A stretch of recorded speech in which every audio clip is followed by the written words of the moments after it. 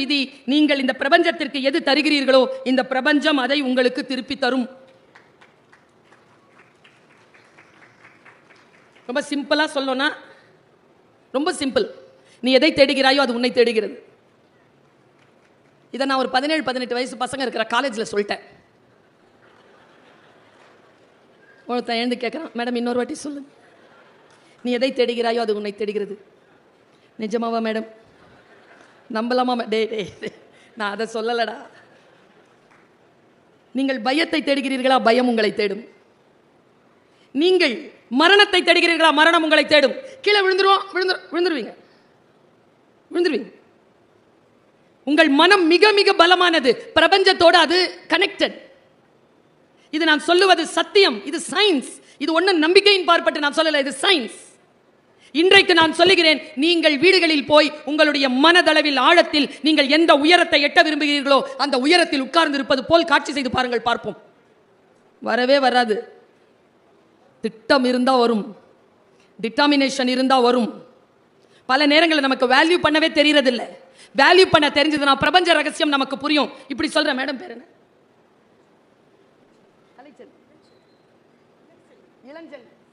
Ilanchelvi madam, நம்முடைய pass. நான் கடலூர் வந்துட்டு இருந்தேன், பர்ஸை தொலைச்சிட்டேன். நான் இளஞ்செல்வி மேடம் கிட்ட வந்து சொல்றேன், மேடம் பர்ஸை காணோம் மேடம்.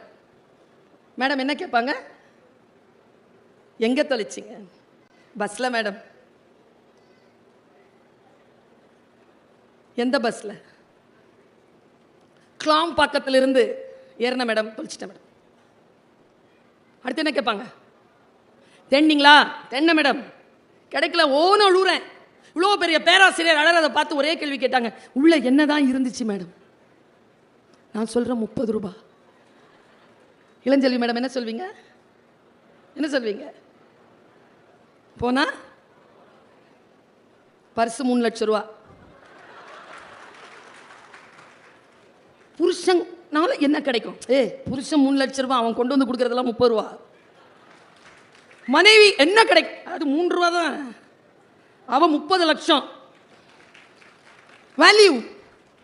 வேல்யூ தெரியலனா பிரபஞ்சத்துக்கிட்ட எப்படி கனெக்டடா இருப்பீங்க? பிரபஞ்சத்தோடு கனெக்டடா நீங்க எது கொடுக்குறீங்களோ பிரபஞ்சம் உங்களுக்கு அதை திருப்பி தரும்.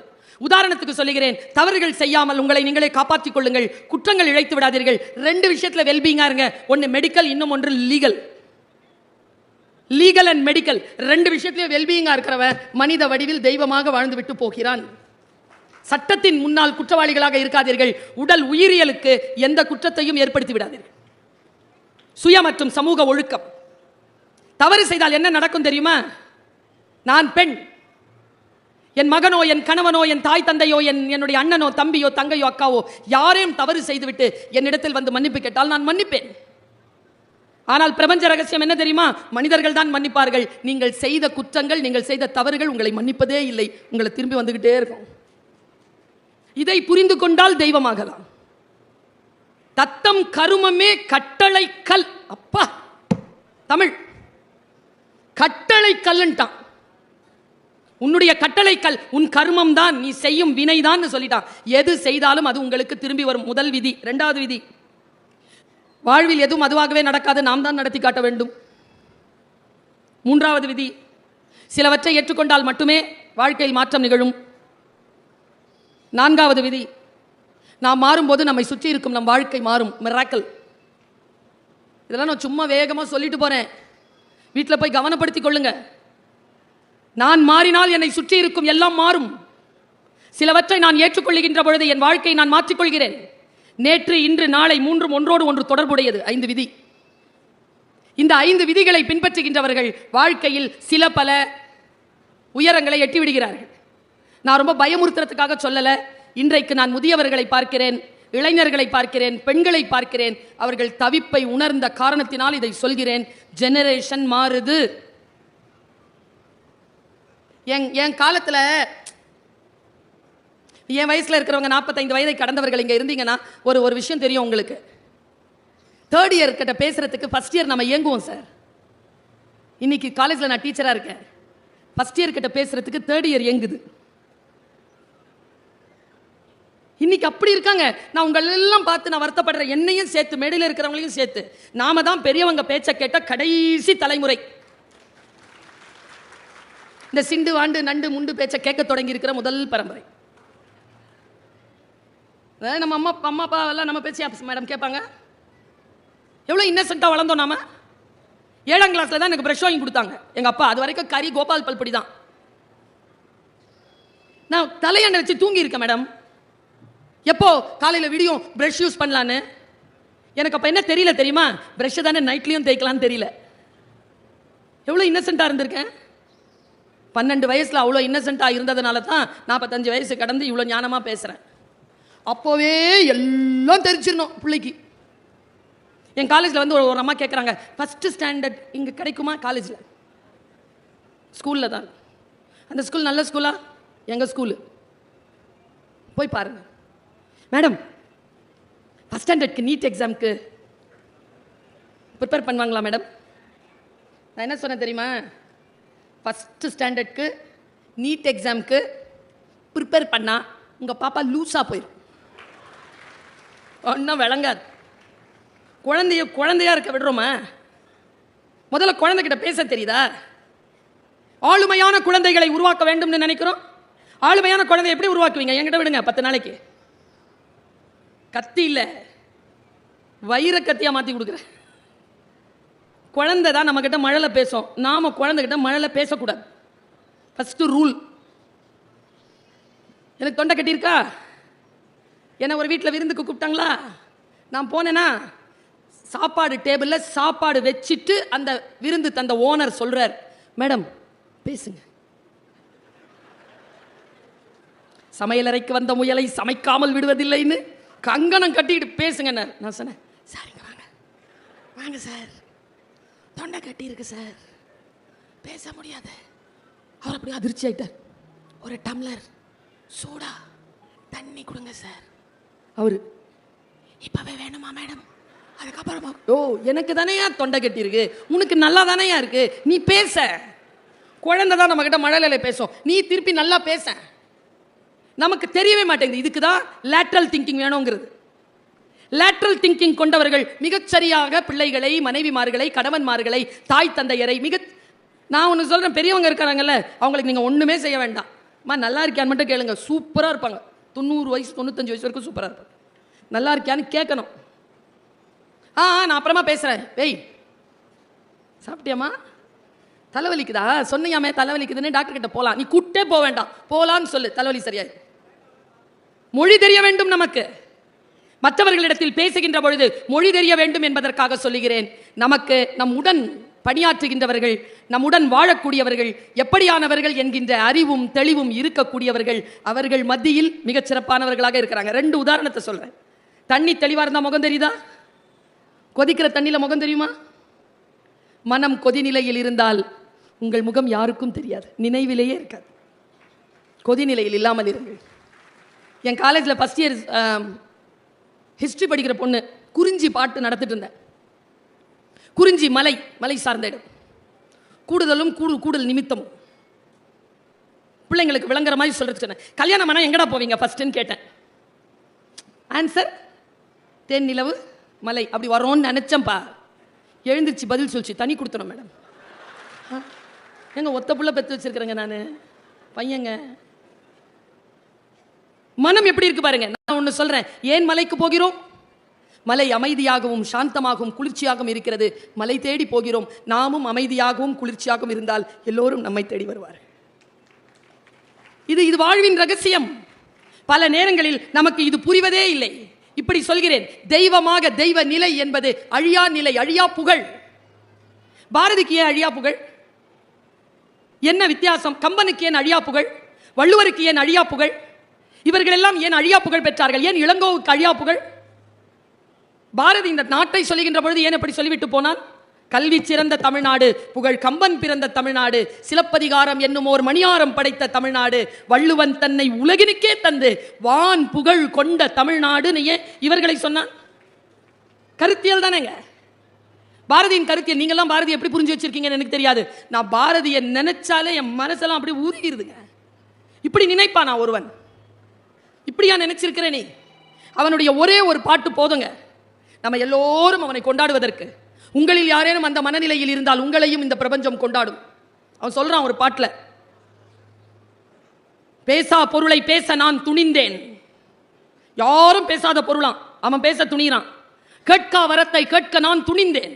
என் ஜன்மத்திலேயே எனக்கு முன்னும் சரி எனக்கு பின்னும் சரி யாரும் கேட்க முடியாத வரத்தை இதோ சக்தி உன்னிடத்தில் கேட்கிறேன். யோக சித்தியில கேட்கிறான். பேசா பொருளை பேச நான் துணிந்தேன், கேட்கா வரத்தை கேட்க நான் துணிந்தேன். அப்படி என்ன கேட்டுட்ட நீ கடவுள் கிட்ட? மண் நல்ல கூர்ந்து கவனிங்க. சாமானியர்களுக்கும் உயர்ந்தவர்களுக்கும் இருக்கிற வித்தியாசத்தை சொல்றேன், நூல் இழையில சொல்றேன். அதனால தாங்க கையில் வச்சிருக்கக்கூடிய அந்த புத்தகத்துக்கு நூல்னு பேரு. ஒரு மெல்லிய விஷயம் தாங்க. மாறிடுச்சுன்னு வச்சுக்காங்க. பற்றிய குளத்தில் மழை பெய்தவுடன் மீன்கள் மிதக்கின்றனங்க. 3 நாளில் மீன்கள் நீந்துது. எப்படி? மழை போட்டுச்சா மீனை? கிடையாது. வற்றிய குளத்தில் மீன்கள் தான் செத்து போகும். மீன் முட்டைகள் மண்ணிற்கடியில் உயிரோடு இருக்கும். மழை பெய்தவுடன் துளிர்த்து எழுந்து வந்து நீந்தும். மீன் முட்டையின் மீது மழை துளி போல் சொல்லுகிறாங்க அவன். நான் உயிர் தெழுகிறேன். பேசா பொருளை பேச நான் துணிந்தேன், கேட்கா வரத்தை கேட்க நான் துணிந்தேன். மண் மீதுள்ள மக்கள், பறவைகள், புல் பூண்டு, பூச்சி இவை யாவும் இன்புற்று. நான் நீங்களும் அவனும் ஒன்று, நானும் அவனும் ஒன்று. என் வினையால் இடும்பை தீர்ந்து அன்புடனே இயைந்து இன்புற்று வாழ வழி செய்ய வேண்டும் தேவதேவா. அவங்க எல்லாம் சந்தோஷமா இருக்கணும்னு சொல்லல, நான் ஏதாவது செய்யணும், அதுல அதுங்க சந்தோஷமா இருக்கணும். எங்கெங்க பிரிகிறாங்க இவங்க? நூல் இழையில் பிரிகிறார்கள். சிந்தனை நூல் இழையில் பிரிகிறது. என்னுடைய தந்தையார் அல்லாமா இக்பாலினுடைய ஒரு கவிதையை அடிக்கடி எனக்கு சொல்லுவார். வயது போக போகத்தான் விஷயங்கள் புரிகின்றன. சிறிய வயதில் புரியவே இல்லை. மனனம் செய்து பேசிவிட்டோம். பேசியதெல்லாம் ஞாபகம் வருது. அதற்குள்ளே இருக்கக்கூடிய ஆழங்கால் படுகின்ற பொழுது கதவுகள் விரிகின்றன. खुदी को कर बुलंद इतना हर तकदीर से पहले खुदा अपने बंदे से खुद पूछे बता तेरी रजा क्या है. என்ன அர்த்தம் தெரியுமா? ஏ பக்தனே, மனசு ஆழமா உள்வாங்கிட்டு போங்க. ஏ பக்தனே, உன்னை நீயே எந்த அளவிற்கு உயர்த்தி வை என்றால், விஸ்வரூபம் காட்டு என்றால், உன் விதியை எழுதுகின்ற இறைவன் உன்னிடத்தில் வந்து கேட்க வேண்டும். சொல் பக்தனே, உன் விதியை நான் இனிமேல் எப்படி எழுத? அவன் எழுதக்கூடாதான். நீ இப்படித்தான் எழுதணும்ட்டு நாம விஸ்வரூபம் எழுந்து நிற்கணுமா? நிற்க முடியுங்கிறான் அல்லாமா இக்பால். எல்லாம் விதி. நோ, ஊழையும் உப்பக்கம் காண்பர் நாங்களா, அவர்கள் தான் மனித இனத்தில் தெய்வமாகிறார்கள். மாற்றி அமைக்க முடியும். எத்தனை பேர் ஏழையாக பிறந்தோம், ஏழையாக இறக்க மாட்டோம். கல்வி அறிவு அற்ற குடும்பத்தில் பிறந்தோம், கல்வி அறிவு அற்று இறக்க மாட்டோம். சுதந்திரமின்றி பிறந்தோம், அடிமையாக சாக மாட்டோம். நம்முடைய வாழ்க்கையின் உயர்வுகளை யார் ஒருவர் தானே தன்னுடைய கரங்களால் எழுதி கொள்கிறார்களோ அவர்கள் மனித உருவிலே தெய்வமாக உயர்த்த பெறுகிறார்கள். அந்த நிலைக்கு நாம் உயர வேண்டும் என்றால் சில பல விஷயங்களை சொல்லுகிறேன். இன்னைக்கு டைரியில் போய் எழுதி வச்சுக்கோங்க. வரலாறு இருக்குல்ல, ஏன்னா இப்படி சொல்றாங்களேன்னு நினைக்காதீங்க. வரலாறு முதல் வெற்றியை வெறும் காகிதத்தில் தான் எழுதி வைக்கிறது. 2வது வெற்றியைத்தான் வரலாற்றின் பொன்னேடுகளில் பொறிக்கிறது. ஃபர்ஸ்ட் வந்துட்டா போதும் இல்லை, ஃபர்ஸ்ட் வந்துக்கிட்டே இருக்கணும். அதான் வரலாறு. நான் இப்படி வந்துட்டேன், அப்புறம் 10th வந்தவன் ஏன் +2ல வர்றதில்லை? கொண்டாடி தீர்த்துறோம். Turn as a responsibility. வெற்றியை பொறுப்பாக மாற்றிக்கொள்ளுகின்றவர்கள் சாதனையாளர்களாக உயர்கிறார்கள். நான் குழந்தைகளுக்கு சொல்லுவேன், சாதனையாளர்கள் யார்? தவறே செய்யாதவர்களா? கிடையாது. ஒரே தவறை திரும்ப செய்யாதவர்கள். எல்லாம் தப்பு செஞ்சவன் தான், ஒரே தப்பை திரும்ப செய்ய மாட்டான். அவன் சாதனையாளராக இருக்கிறான். நான் இப்படி யோசித்து பார்க்கிறேன், நம்முடைய வாழ்க்கை நமக்கு எத்தகைய வாய்ப்புகளை, சிந்தனைகளை தருகிறது. நான் இதை ஒரு 4-5 கூட்டத்தில் எனக்கு தெரிந்து நான் மிக உணர்ச்சிவசப்பட்டு சொல்வதுண்டு. எனக்கு தெரியாது உங்களுடைய மனநிலை எப்படி இருக்குன்னு எனக்கு தெரியாது. நான் சொல்றேன், நான் 22ஆம் தேதி வர வேண்டியவன், வர முடியல. சரியா? இன்னைக்கு வந்திருக்கேன். யார் என்னை அழைத்து வந்தது சொல்லட்டுமா? இந்த கூட்டத்தில் யாரோ ஒருவர் இருக்கிறீர்கள், மிக தீவிரமாக இருக்கிறீர்கள். வந்து அவங்க பேச்சை கேட்கணும்ட்டு பிரபஞ்சம் தூக்கிட்டு வந்து என்ன அப்படி வீசிருச்சு உங்க முன்னால. உடம்பு சரியில்லை, நோவே. Tight schedule, நோவே. வா, கிளம்பு, வா. இழுத்து வருங்க. நான் உண்மையை சொல்றேன், இழுத்து வரும். ஆனா அது நமக்கு புரியுற சக்தி இருக்கணுமே. கொஞ்சம் அந்த அவுட் ஆஃப் த பாக்ஸ், கொஞ்சம் வெளியில வாங்க பார்ப்போம். பெண்களுக்கு சொல்றேன், சார் வருத்தப்படுவார், இந்த அம்மாவை கூட்டு வராம இருந்திருக்கலாமோ. ஏன் 50 வயசுக்கு மேல கண்கள்ல நிரந்தர சோகமும் நிரந்தர கோபமும் வருது பெண்களுக்கு? ஏனென்றால் செய்ய விரும்பாததையெல்லாம் செய்து கொண்டே இருக்கிறீர்கள். அவங்க கிட்ட கேட்டு பாருங்களேன், நான் இல்லைன்னா எதுவுமே நடக்காது மேடம். ரகசியம் சொல்லவா? கம்முன்னு இரு, எல்லாம் நடக்கும். எல்லாவற்றையும் போட்டு சுமந்து கொள்ளாது. உங்களுடைய உடல் நலம், உங்கள் கணவனுக்கும் உங்கள் குழந்தைக்கும் நீங்கள் தருகின்ற ஆகப்பெரிய பரிசு பெண்களே உங்கள் ஆரோக்கியம்தான் என்பதனை எப்பொழுது நீங்கள் புரிந்து கொள்வீர்களோ அப்பொழுது உங்கள் குடும்பத்திற்கு you are become an asset. சொத்தாக மாறுகிறீர்கள். லயபிலிட்டியா இல்ல. லயபிலிட்டியா இல்லாம இருக்கணும்னா உங்களை நீங்கள் பார்த்துக் கொள்ள வேண்டும். உங்களை நீங்கள் பார்த்துக் கொள்வது குற்றம் இல்லை. முதல்ல இந்த நினைப்பிலிருந்து வெளியில வாங்க. என்னை நானே பார்த்துக் கொள்வது குற்றம் என்கின்ற நிலையிலிருந்து வெளியில வாங்க. கொலை எப்படி குற்றமோ தற்கொலையும் அவ்வளவு பெரிய குற்றம் தான். நம்மை நாமே பாதுகாத்துக் கொள்கிறோமா? பார்த்துக் கொள்கிறோமா? சொற்களை எப்படி புரிஞ்சுக்கிறதுன்னு சொல்றேன். நேரடியா புரிஞ்சுக்க முடியாது. நான் இப்படி சொல்லவா? நீங்கள் எதையோ தேடி வந்திருப்பீர்கள். உங்களுடைய ஞானம், உங்களுடைய மனநிலை சரியா கனெக்ட் ஆச்சுன்னா தேடி வந்ததை விட சிறப்பானதை பெற்றுக்கொள்வீர்கள். இதுதான் விஷயமே. உங்களுடைய பாத்திரம் பெருசா இருக்கணுமே, பாத்திரம் சரியா இருக்கணுமே. மழை பெய்து பாத்திரத்தில் நிறைச்சிக்கிறீங்க, கடலும் ஆறும் கிணறும் நிரம்பி கொண்டிருக்கிறது, பாத்திரம் பெருசு. பாத்திரம் எவ்வளவு இருக்கும் அவ்வளவுதானே நிறையும். பாத்திரத்தை எப்படி பெரிதாக்கிக் கொள்வது? பாத்திரத்தை பெரிதாக்கிக் கொள்ளக்கூடிய ஒரு சிந்தனை சொல்லவா? ஒரு சிந்தனை சொல்றேன். என் வாழ்க்கையில் நான் மறுபடியும் நினைத்து விடவே கூடாது அப்படின்னு நினைக்கிற ஒரு விஷச்சொல் உள்ளே மறைந்திருக்கு. நான் இப்ப சொல்ல போற விஷயத்துல ஒரு விஷச்சொல் மறைந்திருக்கு. அதை நினைக்கின்ற பொழுதெல்லாம் நான் வாடுகிறேன். ஆனால் என் மக்களின் மீது நான் பேரன்பு கொண்ட காரணத்தினால் அந்த விஷயத்தை ஒவ்வொரு துளியாக ஒவ்வொரு நேரத்திலும் விழுங்குகிறேன். 1997 முதல்ல வெளிநாட்டுக்கு என்ன பேச கூப்பிடுறாங்க. 9 மணிக்கு ஃப்ளைட், மலேசியன் ஏர்லைன்ஸ். மீசாப்பேட்டையிலேருந்து கிளம்புறேன். கையில பெட்டி, காலில் ஷூ மாட்டினேன். பெட்டி எடுத்துட்டு அப்படி போறேன். எங்க அம்மா அப்படி நிறுத்துச்சு என்ன. சுல்தானா உள்ள அப்பா, ஏற்கனவே அப்பாட்ட எல்லாம் போய் காலில் விழுந்தெல்லாம் துவா வாங்கிட்டேன். போன்றார் அப்பா. நான் இங்க நிக்கிறேன்னா அது காரணம் எங்க அப்பா தான். சாம மனுஷன் பா, சூப்பர் சூப்பர். எங்க அண்ணன் ஒரு நாள் நான் என்னமோ ஒரு தப்பு பண்ணிட்டேன். என்ன தப்பு இருந்தோ அண்ணனோட அண்ணன் ஃபோன் வருது. வெளியில நின்று சோடா குடிச்சிட்டேன் பெட்டி கடையில். வீட்டில் வந்து எங்கள் அண்ணன் வந்து புக்கு பேப்பரு எல்லாம் தூக்கி போட்டு கிருஷ்ணாயில் போட வந்துட்டார். கிருஷ்ணாயில்னா தெரியும்ல, மண்ணெண்ணெய். கிருஷ்ணா ஆயில் என் பேர் அது ப்ளூவாக இருக்கும், அதனால் அது போடுறதுக்கு வந்துட்டான். எங்கள் அப்பா 4 அடி தான், எங்கள் அண்ணன் 6 அடி. நேராக எங்கிருந்து வந்தாருன்னு தெரியலிங்க. என்னுடைய சர்டிஃபிகேட், என்னுடைய கப்பு எல்லாத்தையும் போட்டு அண்ணன் எரிக்க போகிறான். எங்கள் அப்பா பறந்து வந்தாருங்க எங்கிருந்தோ. இப்படி நிறுத்துறாருங்க அண்ணனை. அப்பா குள்ளம்ல என்ன செய்கிற? அப்பா எங்களை அடித்தது கிடையாது, திட்டினது கிடையாது, ரொம்ப சாஃப்ட் எங்கள் அப்பா. என்ன பண்ணுற? வெளியில் நின்று ஒரு திட்டு சொல்லிட்டு ரோட்டில் சோடா குடிச்சு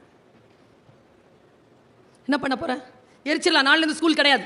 10th நான் இல்லை 11th கிடையாதுன்ன உடனே என்ன தெரியுமா பண்ணாரப்பா? இரு அப்படின்னு கையில் இந்த பெட்டி எடுத்து வச்சுட்டு, அவ உன் பொண்ணு இல்லை என் பொண்ணு.